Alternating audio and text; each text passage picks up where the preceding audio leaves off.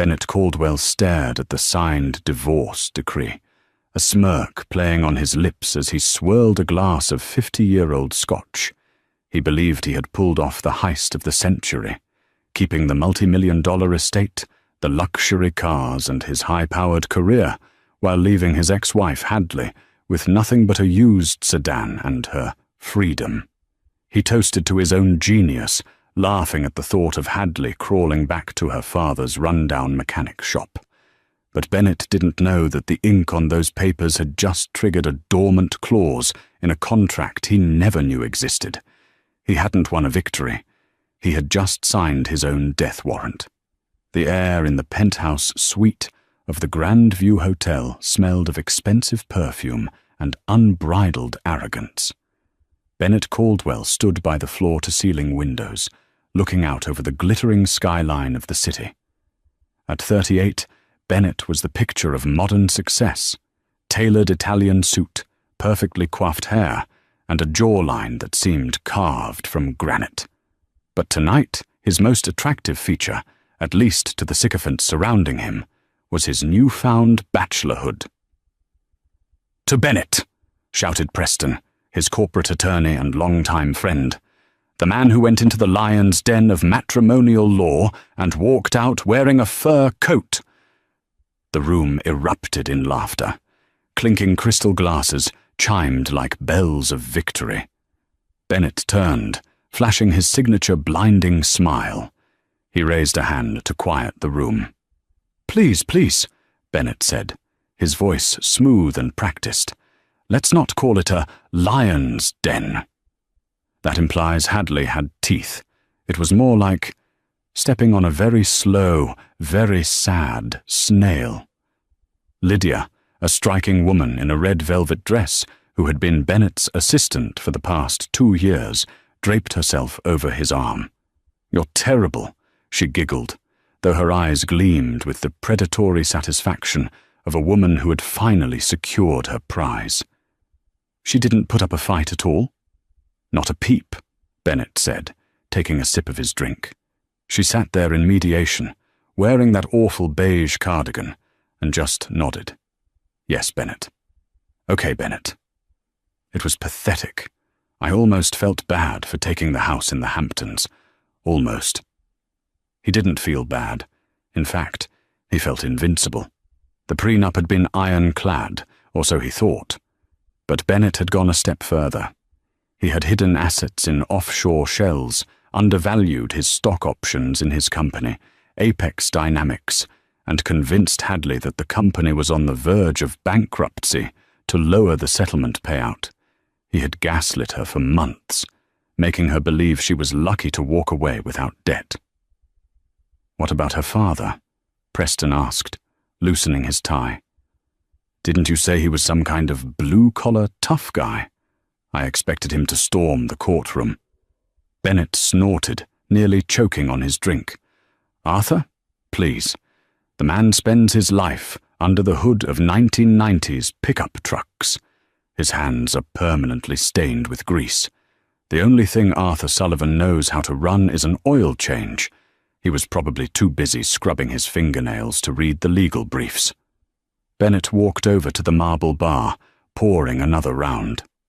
"Hadley is going back to that tiny, rotting bungalow her father calls a home. Meanwhile, Lydia and I are renovating the master suite.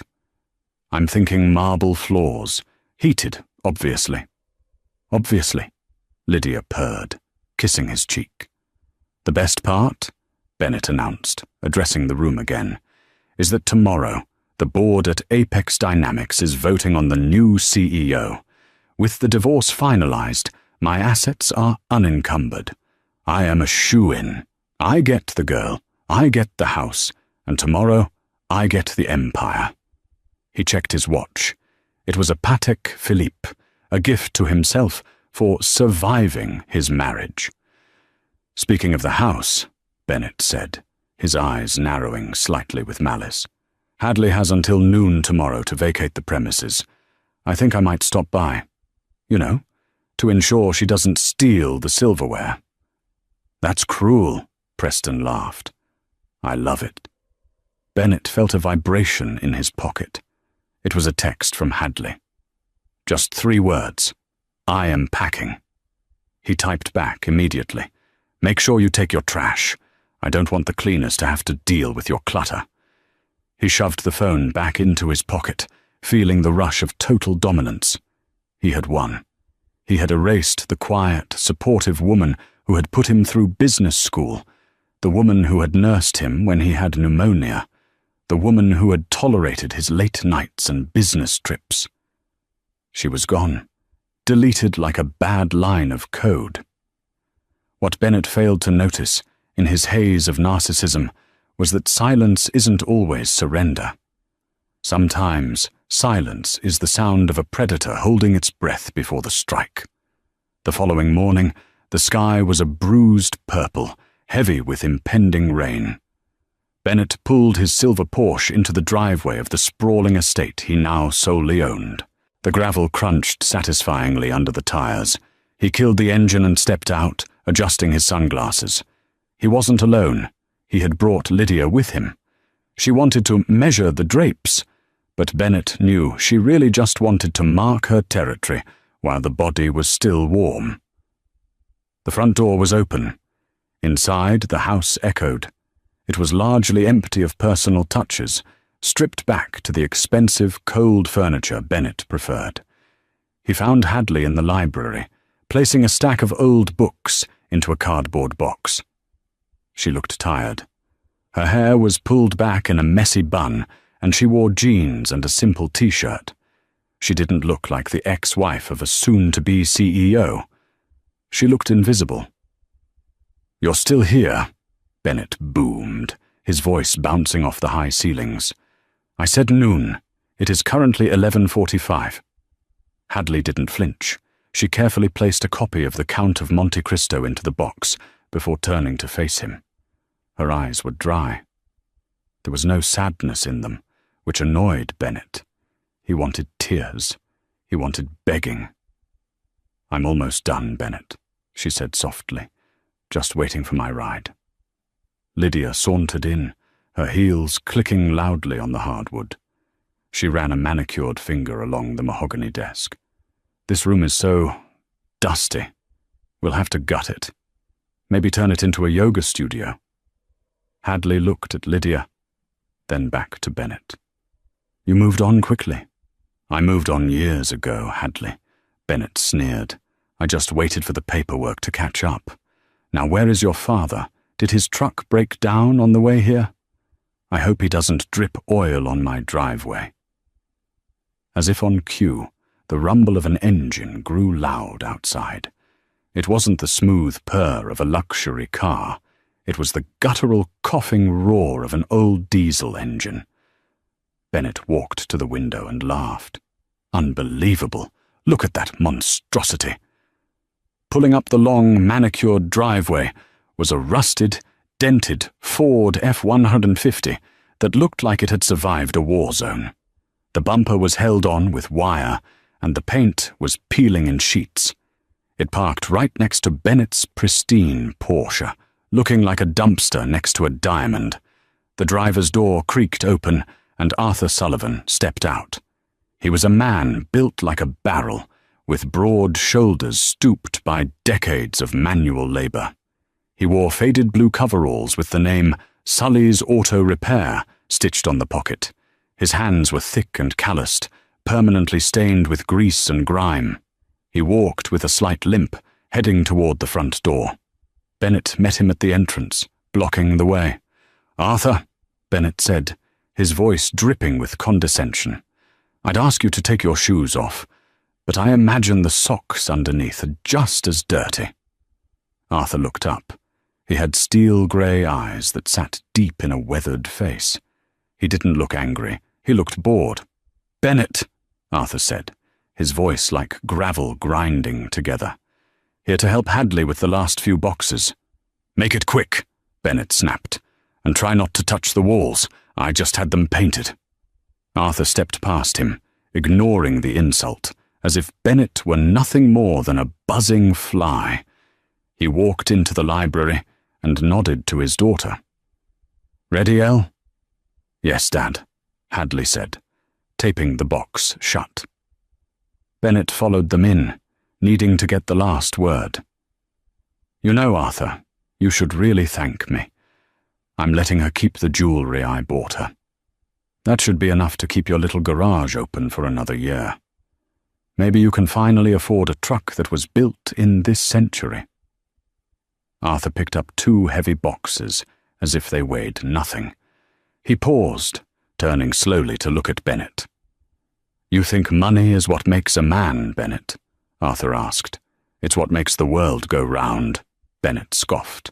"And right now, I have all of it. And you have back pain and a failing business." "My business is doing fine," Arthur said evenly. "Right. Fixing transmissions for soccer mums?" Bennett laughed, looking at Lydia for validation. She smirked. "Listen, old man, I'm going to be CEO of Apex Dynamics by this afternoon. I'm going to be on the cover of Forbes. You're going to be changing my oil." Arthur's expression shifted. For a split second, a look of amusement crossed his face. "Apex Dynamics. Good company. Solid tech." "Like you would know," Bennett sneered. "Just get your junk and get out of my house." "Your house?" Arthur asked. He looked around the room, his eyes lingering on the crown molding. "Interesting. Yes. My house. The deed is in my name. The court affirmed it yesterday." Arthur nodded. "Come on, Hadley. Let's go." Hadley grabbed the last small box, a wooden case containing her flute. She had been a prodigy once, before Bennett told her that her music was annoying and distracted him from his work. They walked out to the truck. Bennett stood on the porch, watching them. He wanted to humiliate them one last time. "Hey, Hadley," he shouted.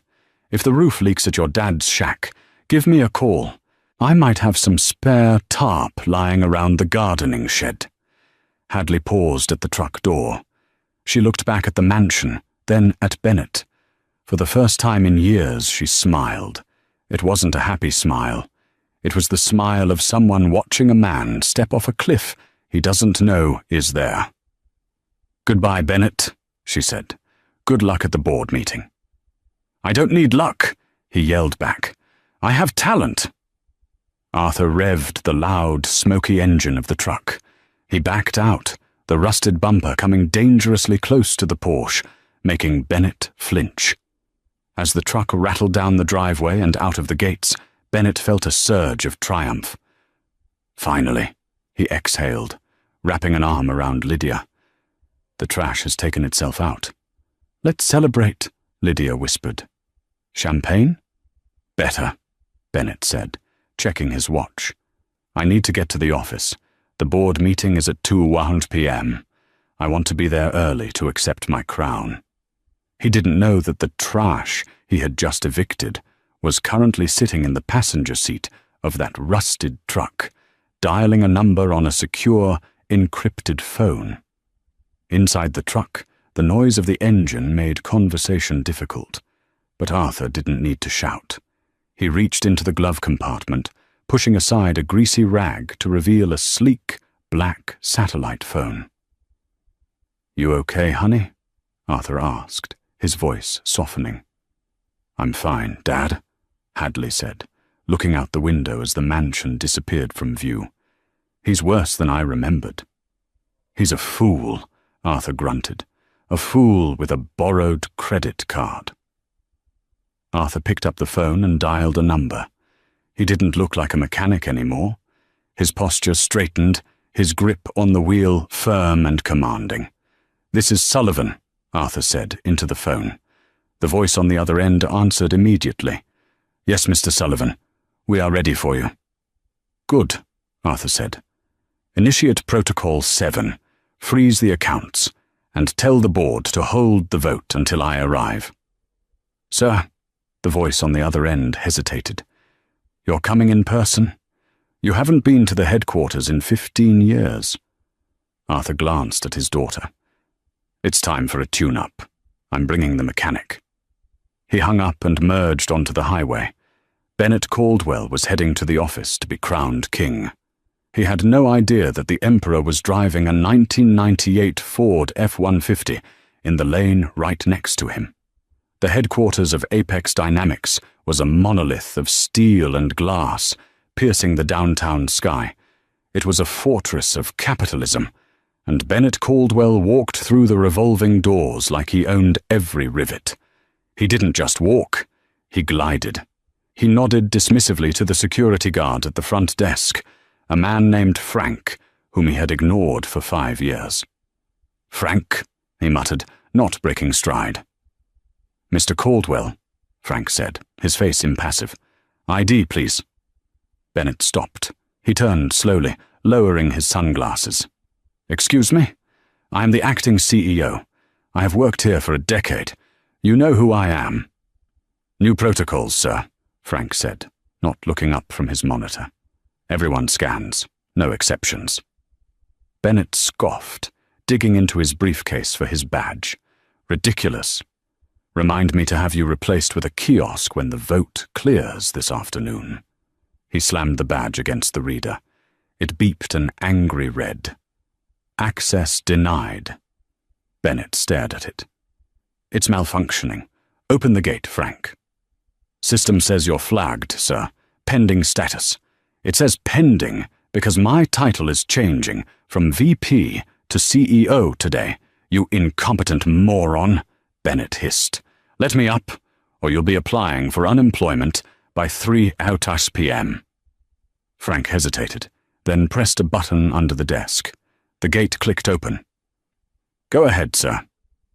"That's better."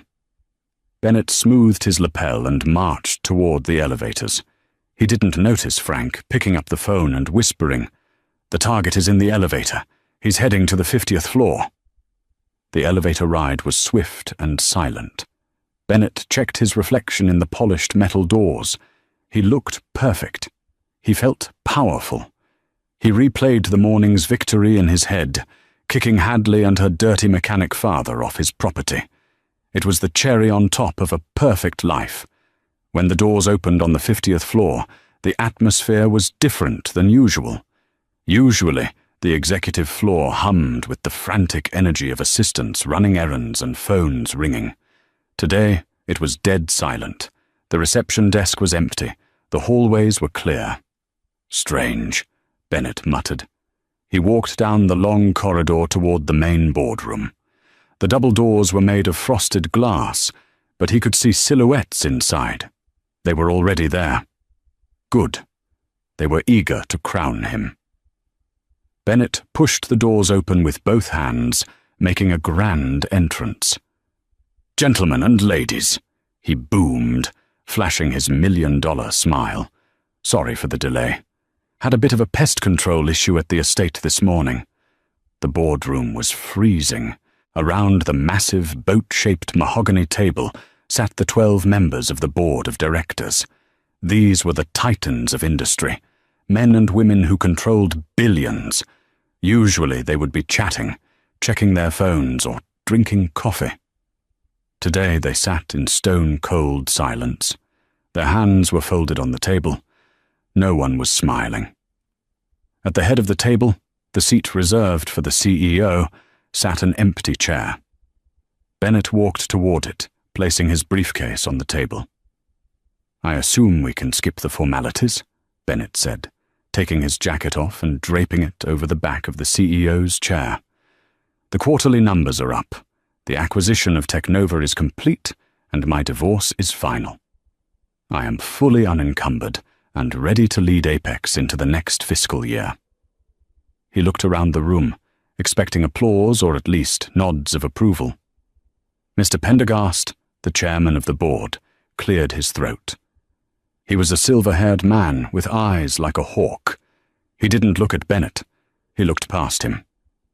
"Sit down, Bennett," Pendergast said quietly. "Not in that chair. Take the guest seat." Bennett paused, his hand freezing on the leather of the CEO's chair. "Excuse me? The guest seat? That's for guests. I am the internal candidate. This is a formality." "Sit. Down," Pendergast repeated, his voice dropping an octave. Bennett felt a prickle of unease. He laughed nervously. "Okay, very serious mood today. I get it. The market is volatile." He pulled out the chair at the far end of the table, facing Pendergast. "So, let's get on with the vote." "There will be no vote on your appointment today," Pendergast said, opening a thick file in front of him. "Why not?" Bennett demanded, his temper flaring. "We agreed. Once the divorce was final, the morality clause was no longer an issue. I am single. My assets are secure." "We are waiting for the majority shareholder to arrive," Pendergast said. Bennett frowned. "Majority shareholder? Vanguard Trust holds 15%. You hold 10%. I hold 5%. There is no single majority shareholder. We are a publicly traded company with a diversified cap table." "That is what we all thought," Pendergast said, finally looking Bennett in the eye. "Until this morning. At 9 a.m., a dormant holding company activated a conversion clause in the original founding charter of Apex Dynamics. Apparently, when this company was founded 30 years ago, the original angel investor retained super voting rights, 100 votes per share, triggered only upon specific conditions." Bennett blinked. "What conditions?" "The departure of the original founder's bloodline from the beneficiary trust," Pendergast said, reading from the paper. "It's complicated legalese, Bennett, but essentially, someone just walked in and bought the throne out from under us. They own 51% of the voting power as of this morning." "Who?" Bennett stood up, his face reddening. "Who is it? Musk? Bezos? Some Chinese conglomerate?" "No," Pendergast said, glancing at the door. "They are here now." Bennett spun around. He expected a team of lawyers in sharp suits. He expected a tech mogul in a hoodie. The doors swung open. But it wasn't a billionaire in a suit. It was a man in blue, grease-stained coveralls. He was wiping his hands on a dirty red rag. He walked with a limp. Behind him walked a woman in jeans and a t-shirt, carrying a flute case. Bennett's brain short-circuited. He stared, his mouth hanging open. "Arthur? Hadley?" Arthur Sullivan didn't look at Bennett. He walked straight to the head of the table, the empty CEO chair. He looked at the expensive leather, grimaced, and then sat down, spreading grease on the armrests. "Sorry I'm late," Arthur rumbled, his voice echoing in the silent room. "Traffic was murder, and my truck overheated on Fifth Avenue." Bennett started to laugh. It was a hysterical, disbelief-filled laugh. Okay, this is a joke, a prank. Very funny, Pendergast." He pointed a trembling finger at Arthur. "You hired my ex-father-in-law to—" "What? Teach me humility? Get out of that chair, Arthur, before I call the police." Arthur ignored him. He looked at Pendergast. "Do we have coffee? Black. None of that foam garbage." "Right away, sir," Pendergast said, signaling to an aide. Bennett felt like the floor was tilting. "Sir? You're calling him sir? He changes tires for a living. He lives in a shack. He smells like diesel fuel." Arthur leaned back, putting his heavy work boots up on the polished mahogany table. A chunk of dried mud fell off his heel onto the varnish. "Bennett," Arthur said calmly, "you talk too much. You always have." "I demand an explanation," Bennett screamed, slamming his fist on the table. "Security! Frank, get up here!" "Frank works for me now," Arthur said. "Actually, everyone works for me now." Arthur reached into his coveralls pocket and pulled out a crumpled pack of gum. He offered a piece to Pendergast, who politely declined. "Let me explain how the world works, Bennett," Arthur said, chewing slowly. "You see, you judge a man by his shoes. You judge a man by his car. You judge a man by the label on his suit." Arthur pointed a calloused finger at Bennett. "I judge a man by his hands. And your hands, Bennett. They've never done a hard day's work in their life. You move money around. You move people around. But you don't build anything. I built this company's stock price, Bennett yelled.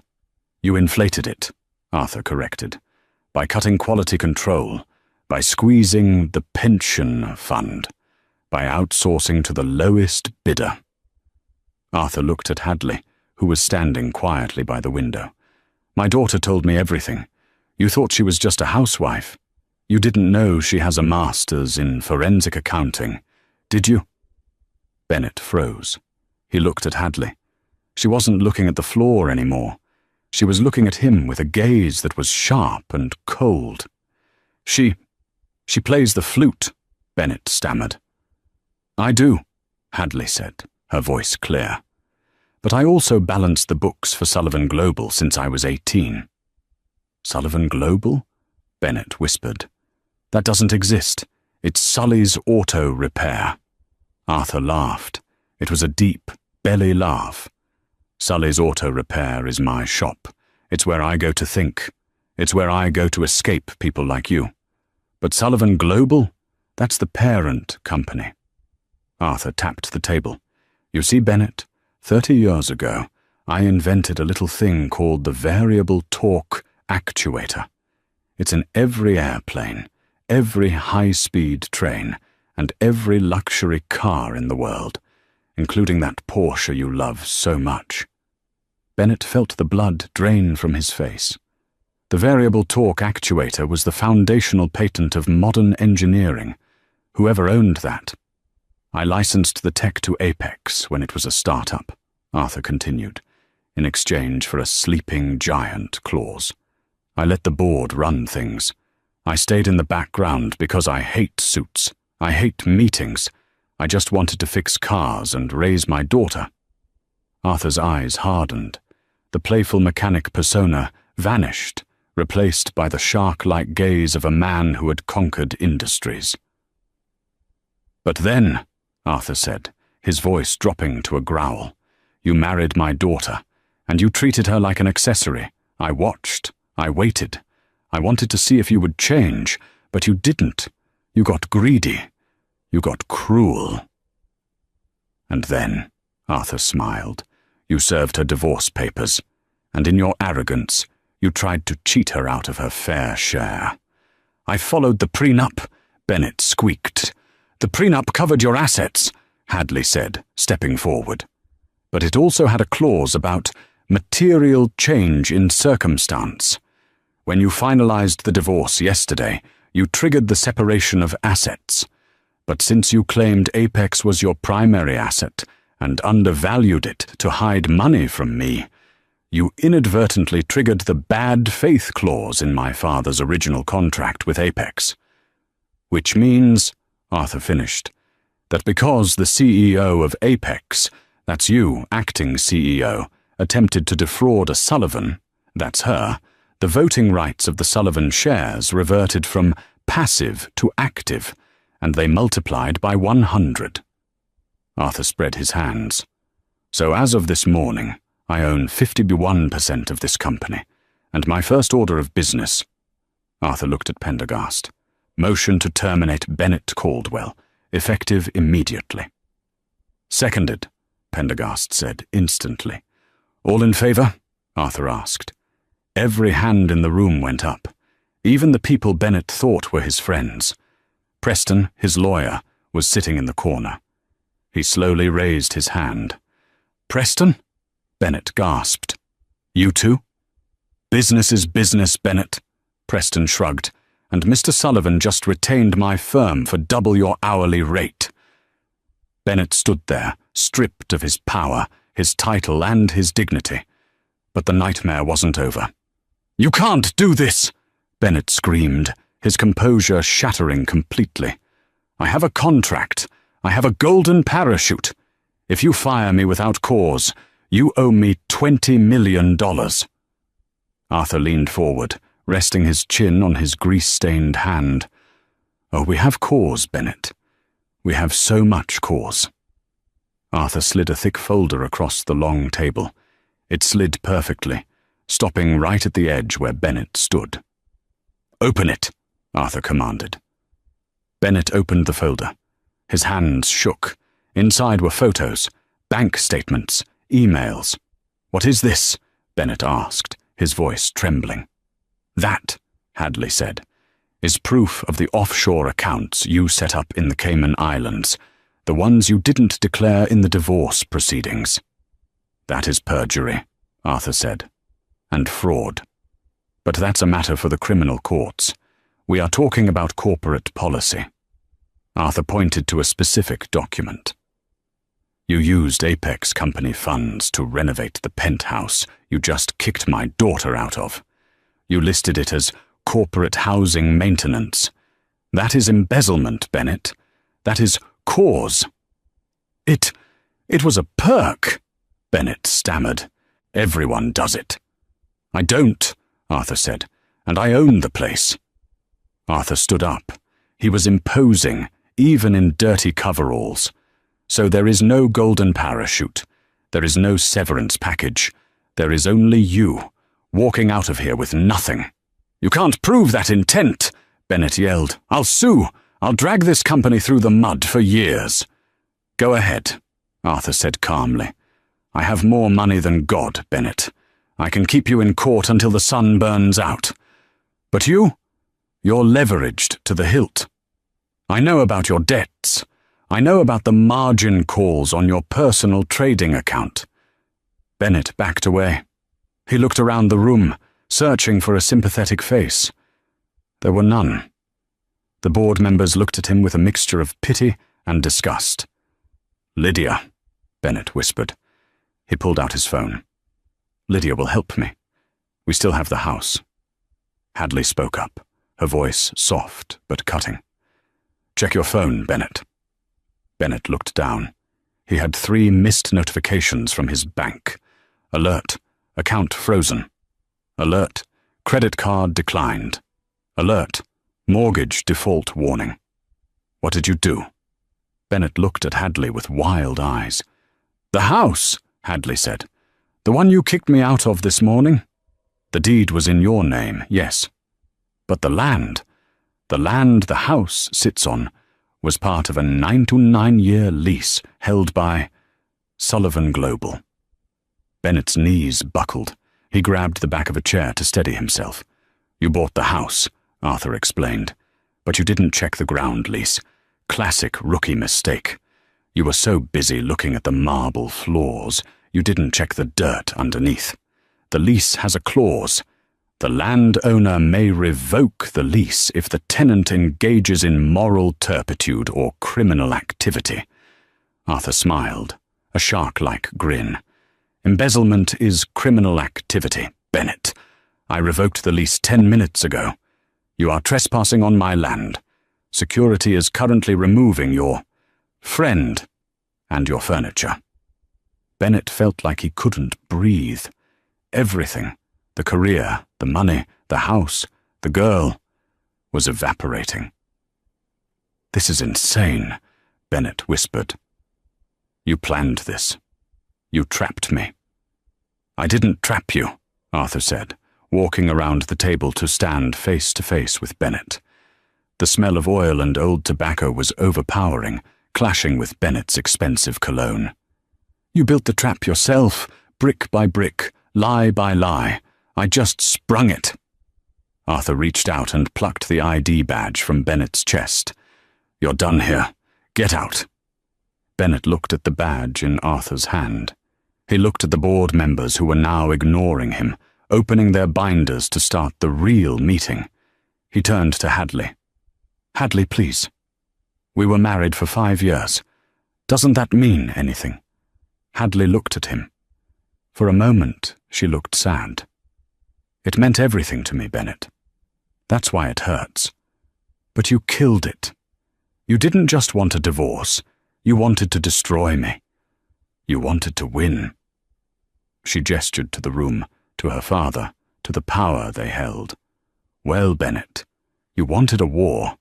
You just didn't realize you were fighting a nuclear superpower with a stick." "Frank," Arthur bellowed. The doors opened, and 2 large security guards entered. They weren't the usual lobby guards. These were private security, wearing tactical vests. Escort Mr. Caldwell to the exit, Arthur ordered. Do not let him stop at his office. Do not let him take a stapler. If he resists, throw him out. The guards grabbed Bennett by the arms. Get your hands off me, Bennett shrieked, thrashing. I am the CEO. I am Bennett Caldwell. As they dragged him out of the room, Arthur sat back down in the CAO chair. He propped his dirty boots back up on the table. Okay, Arthur said to the stunned board members. Now that the trash is taken out, let's talk about the pension fund. I hear we're underpaying the mechanics. That changes today. Bennett was thrown out of the building. Literally. The guards marched him through the lobby, past the staring eyes of the receptionists, the interns and the delivery drivers. They pushed him through the revolving doors and released him onto the concrete sidewalk. He stumbled, nearly falling into a puddle. His briefcase was tossed after him, sliding across the pavement. "And stay out!" one of the guards shouted. Bennett stood up, straightening his suit. He was hyperventilating. People were watching. Passers-by were recording him on their phones. This isn't real, he told himself. I can fix this. He grabbed his phone. He needed to call Lydia. She was resourceful. They could go to a hotel, regroup, hire a new lawyer. He dialed her number. It rang once, then went to voicemail. He dialed again. Voicemail. Then a text message popped up. From Lydia. Message. The security team just kicked me out of the house. They said you're under investigation for embezzlement. I can't be associated with this, Bennett. My reputation is everything. Don't contact me. Bennett stared at the screen. Reputation? He screamed at the phone. You were an assistant. He was alone. Standing on the sidewalk in a $3,000 suit, with no job, no home, no wife, no girlfriend, and no money. But Bennett Caldwell was not a man who gave up easily. He was a narcissist, and narcissists never believe they are truly beaten. The car, he thought. I still have the Porsche. It's in the company garage, but it's registered to me personally. They can't take that. He ran around the block to the parking garage entrance. He needed to get to his car. He could drive to his parents' house upstate. He could sell the car for cash. It was worth $150,000. That was enough to start over. He rushed down the ramp. He saw his silver Porsche 911 parked in its reserved spot. It gleamed under the fluorescent lights. Yes, he hissed. My baby. He ran toward it, keys in hand. But as he got closer, he saw someone standing next to it. It was a tow truck driver. And not just any tow truck driver. It was a man wearing a jumpsuit that said, Sully's Auto Repair. The man was hooking the Porsche up to the winch of a massive tow truck. Hey! Bennett screamed, sprinting toward them. Get away from my car! That is private property! The driver looked up. He was a young guy, chewing on a toothpick. You Bennett Caldwell? Yes. Unhook my car right now. Can't do that, buddy, the driver said, patting the hood of the Porsche. Repo order. Repo? I own this outright. According to the paperwork I got, the driver said, checking a clipboard. This vehicle was purchased using a company loan from Apex Dynamics, a loan that had a call-on termination clause. Since you were terminated for cause about 20 minutes ago, the company is calling the loan. Who authorized this? Bennett shrieked. The driver pointed a thumb up toward the ceiling. The big boss, Mr. Sullivan. He sent the order down personally. Said something about, it's hard to drive a Porsche when you're a snail. Bennett watched in horror as the winch tightened. The Porsche was dragged up onto the flatbed. Wait! Bennett grabbed the driver's arm. Please, my wallet is in the glove box. Just let me get my wallet. The driver shook his head. Sorry, pal. Everything in the car is considered collateral until the audit is finished. You can pick it up at the impound lot in about 6 months. The driver hopped into the truck and drove off, the Porsche swaying on the back. Bennett stood in the empty parking spot, breathing in the exhaust fumes. He had nothing. Well, almost nothing. He looked down at his hand. He still had his phone. He needed help. He needed a friend. He scrolled through his contacts. He had hundreds of friends. CEOs, VPs, socialites. He called Preston. Blocked. He called his golf buddy, Carter. "Hello?" Carter answered. "Carter? Thank God. Look, I'm in a bit of a jam." "Bennett?" I heard. "It's all over the news sites. Apex CIO ousted for massive fraud. Look, man, don't call me. The feds are going to be involved. I can't be linked to you." Click. Bennett sat down on the concrete curb of the parking garage. He put his head in his hands. Just yesterday, he was bragging about a champagne toast. He was bragging about winning the divorce. He had called Hadley's father a loser. Now that loser was sitting in his office, drinking his coffee and owning his life. Bennett felt a vibration in his pocket. A text message. He looked at it. It was from an unknown number. Text. "If the roof leaks at your new place, give me a call. I might have some spare tarp. Arthur." Bennett threw the phone across the garage. It shattered against the wall. He sat in the silence, the echo of his own destruction ringing in his ears. But the story wasn't over, because men like Bennett don't just fade away. They lash out. And Bennett had one last, desperate card to play. He knew something about Apex that Arthur didn't, or at least he thought he did. 3 days later, Bennett Caldwell sat on the edge of a stained mattress in the Motel 6 by the airport. The room smelled of stale cigarette smoke and despair. He wore the same Italian suit he had been thrown out in, now wrinkled and spotted with cheap coffee stains. He had $50 left in his pocket, cash he had found in his jacket pocket, forgotten change from a valet tip. He stared at the laptop open on his lap. It was a cheap model he'd bought at a pawn shop, trading his cufflinks for it. On the screen was a loading bar. Uploading. Project Zeus. Backup.R. 98% complete. Bennett grinned, his eyes bloodshot and manic. "You think you won, Arthur?" he whispered to the empty room. "You think you can just throw me away like a used oil filter? I am Bennett Caldwell. I always have an ace up my sleeve."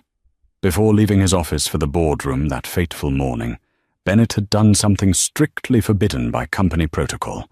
He had copied the source code for the variable torque actuator, Arthur's precious invention, onto a secure, hidden cloud server. He had intended to use it as leverage for a bonus negotiation, but now it was his weapon of mass destruction. He wasn't going to get his job back. He knew that. But he could burn Apex Dynamics to the ground. He opened an encrypted email client. He had already established contact with Vector Industries, Apex's fiercest competitor. Vector was run by a man named Victor Kinsley, a ruthless corporate raider who had been trying to reverse engineer Arthur's tech for a decade. Bennett typed furiously. Subject: "The keys to the kingdom. To V. Kinsley, vectorinsecure.net. I have the code, the full schematic, the patent overrides. I can give you the ability to build the actuator for half the cost. It will bankrupt Apex within 6 months. Price is $10 million. Deposited into a Swiss Bitcoin wallet. Meet me at the private airfield, Hangar 4, at midnight. Come alone." He hit send.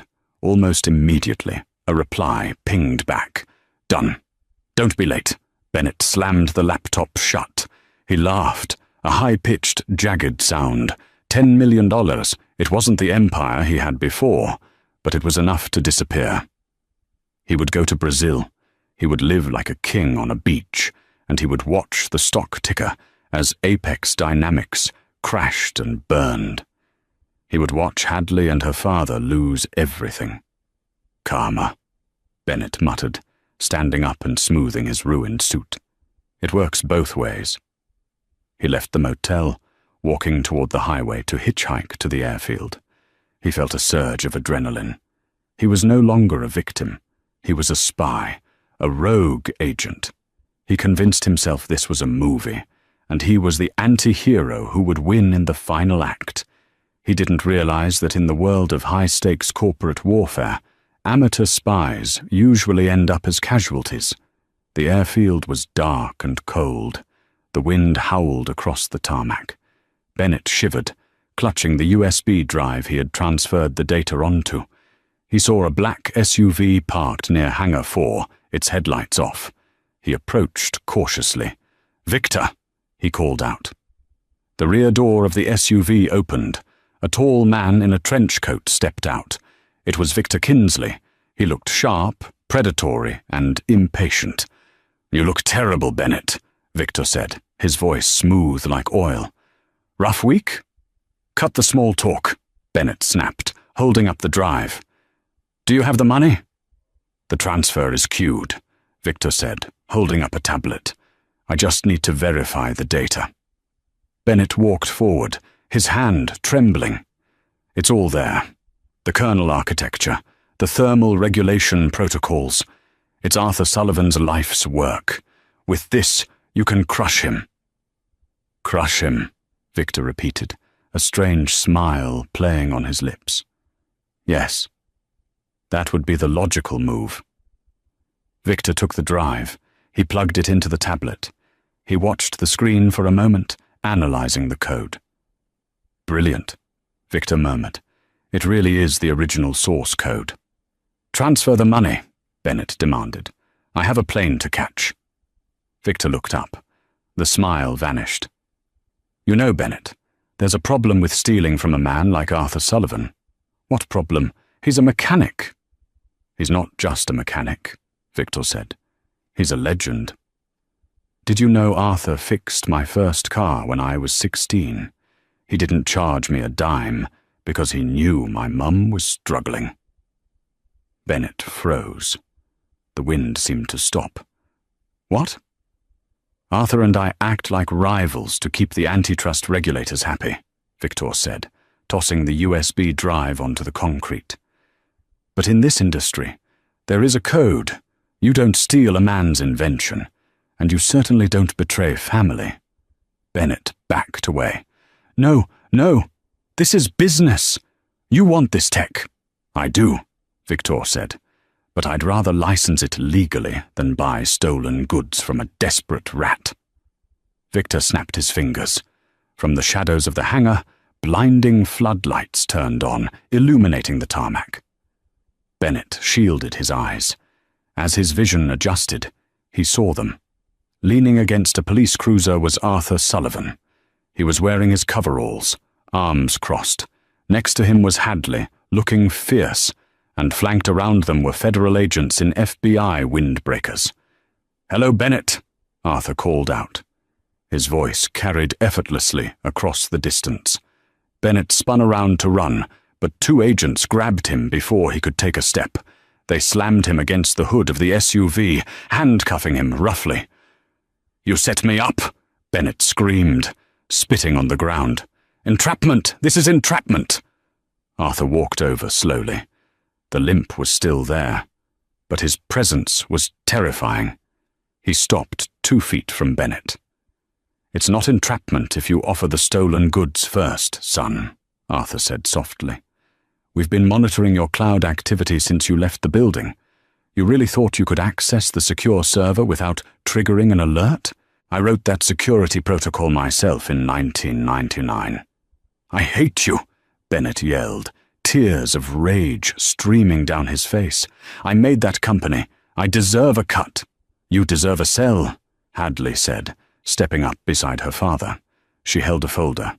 "Corporate espionage, grand larceny, violation of the Computer Fraud and Abuse Act.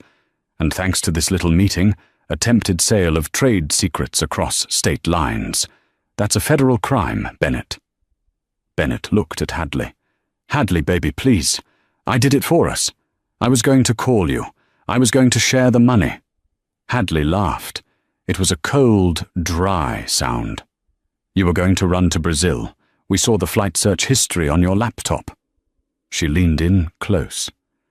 "You bragged about winning the divorce, Bennett. You wanted me to have nothing. You wanted me to be invisible. Well, now you're going to prison. And do you know what happens to men like you in prison? You become invisible." The FBI agents pulled Bennett upright. "Take him away," Arthur said, waving his hand as if swatting a fly. "Wait!" Bennett cried as they dragged him toward the cruiser. "Arthur, I can fix this. I know where the tax shelters are. I can help you." "I pay my taxes, Bennett," Arthur shouted back. "That's the difference between us." Bennett was shoved into the back of the police car. The heavy door slammed shut, sealing him in a cage of wire mesh and hard plastic. As the car drove away, he looked out the window. He saw Arthur shake Victor's hand. He saw Hadley hug her father. They looked happy. They looked clean. And Bennett Caldwell, the man who had everything, finally understood the true cost of arrogance. He had tried to break a simple mechanic, only to find out that the mechanic was the one holding the wrench that turned the world. 6 months later, the sound of a Mozart flute concerto drifted through the air of the newly renovated community center in the heart of the city. The room was packed. Children from underprivileged neighborhoods sat cross-legged on the floor, mesmerized by the music. On stage, Hadley Sullivan played with her eyes closed. She wore a stunning sapphire blue gown. She wasn't playing for a billionaire husband who ignored her. She was playing for herself and for the people who mattered. When she finished, the applause was deafening. She bowed, smiling radiantly. As she walked off stage, she was handed a bouquet of white lilies by a man in a sharp suit. But this man had grease under his fingernails. "Good show, Elle," Arthur said, beaming with pride. He had traded his coveralls for a suit today, though he still refused to wear a tie. "Thanks, Dad," Hadley said, smelling the flowers. "How's the board meeting going?" "Boring," Arthur grunted. "Pendergast keeps trying to use big words to impress me. I told him if he says synergy one more time, I'm making him change the oil in the delivery fleet." Hadley laughed. "And the company? Profits are up 40% since we stopped cooking the books and started actually paying the engineers," Arthur said. "Who knew treating people well was good for business?" They walked out of the center toward the parking lot. Parked there was Arthur's old, rusted Ford F-150. But next to it was a brand-new, custom-built convertible, a gift from Arthur to Hadley. "You hear about Bennett?" Arthur asked quietly as they reached the trucks. Hadley's smile faded slightly, but her eyes remained peaceful. "I heard. The plea deal fell through." 10 years, Arthur nodded. "Minimum security, but still. He's working in the prison laundry, ironing sheets." "He always did like a crisp suit," Hadley mused. "Now he can make them for everyone else." "He wrote me a letter," Arthur revealed, pulling a crumpled envelope from his pocket. "Asking for money for the commissary. Said the coffee in there is undrinkable." "What did you do?" Arthur grinned, the lines around his eyes crinkling. "I sent him a bag of premium beans and a manual coffee grinder. Told him if he wants good coffee, he has to work for it. Grind it by hand." Hadley shook her head, laughing. "You're impossible." "I'm just a mechanic," Arthur said, opening the door of his rusty truck. "I fix things. And I think we're finally fixed." Hadley looked at the sky. It was a clear, bright blue. No storm clouds, no impending doom. Just freedom. "Yes, Dad," she said. "We are." She got into her car, the engine purring to life. Arthur revved his loud, smoky diesel engine. They drove out of the lot together, side by side. Bennett Caldwell sat in a grey room, folding a grey sheet. The steam from the iron hissed, a sound that reminded him of the champagne bottle opening on the night he thought he had won. He looked at his hands. They were blistered from the heat of the iron. He was no longer the CEO. He was inmate 739. And as he folded the corner of the sheet, trying to get it perfectly straight, he realized that for the first time in his life, he was doing honest work. It was a hard lesson, but as Arthur Sullivan would say, some parts can't be fixed. They have to be replaced. Bennett Caldwell had been replaced, and the world was better for it. The story of Bennett Caldwell is a stark reminder that arrogance is a fragile foundation for a life. He mistook kindness for weakness, and silence for submission. He believed that money and titles made him superior, failing to realize that true power lies in character, loyalty, and the skills you hold in your own two hands. Bennett thought he was playing a game of chess against a pawn, not realizing he was sitting across from the Grandmaster. In the end, the mechanic he despised dismantled his life with the same precision he used to fix an engine. It serves as a warning to everyone. Be humble. Treat people with respect, regardless of their job title or the car they drive. Because the person you step on today might be the one holding the keys to your future tomorrow. Wow, what a journey. If you enjoyed this story of instant karma and ultimate justice, please hit that like button. It really helps the channel grow and lets me know you want more stories like this.